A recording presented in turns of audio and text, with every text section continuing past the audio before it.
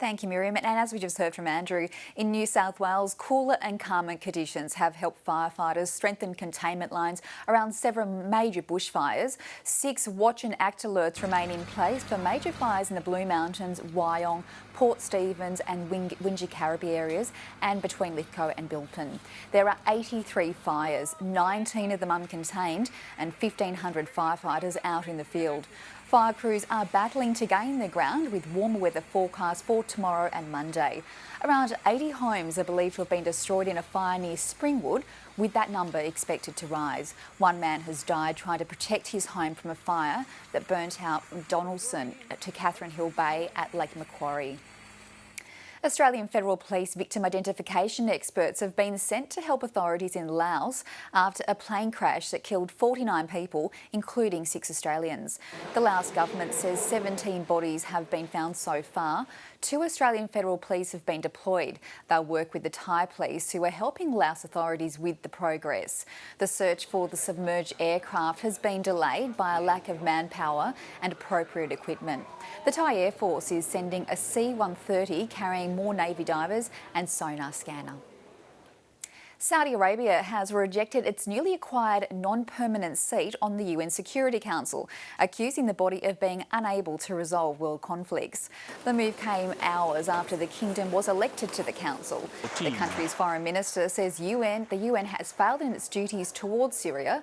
A spokesman for the Secretary-General Ban Ki-moon says he's waiting for Saudi Arabia to directly confirm the news to him. He did say that membership in the Security Council media reports that there are, and the Secretary-General is among them. Forensic scientists are trying to determine whether charred bodies recovered from Nairobi's Westgate Mall are the remains of the attackers. At least 71 people were killed in the September attack when suspected Al-Shabaab fighters stormed the complex. New footage has been released a month after the attack. Heavily armed and on the phone, those only 4 gunmen. Such a small number to have killed so many. A UN official investigating drone strikes says the United States should release figures showing how many civilians have been killed in attacks by unmanned aircraft. North America correspondent Ben Knight has more. Well, the UN's Special Rapporteur Ben isn't, but it's not happening quickly and the figures aren't there. The UN interim report calls on the United States to get those figures out there.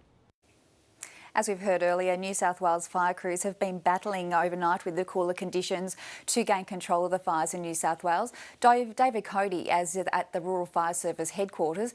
And Dave, how much progress have crews made overnight? Michelle, there's been a lot of work overnight. Firefighters have been out on the fire ground doing a lot of backburn in Victoria, so a lot of work overnight, but the danger is still very much there. Dave, there's 19 fires that are out of control at the moment. How many do the Rural Fire Service reasonably expect they can gain control of today with these cooler conditions? Yeah, OK, so there are 6 watch and act alerts currently imaged in that last assessment. David Cody at the Rural Fire Service headquarters in Western Sydney, thank you very much. Pakistani schoolgirl and activist Malala Yousafzai was reduced to fits of laughter by Queen Elizabeth's husband Prince Philip as she met the royal couple at Buckingham Palace. The 16-year-old was shot by the Taliban for championing girls' rights to education. They met at the reception for youth, education and the Commonwealth. And now to sport with Sasha Mirzabegian.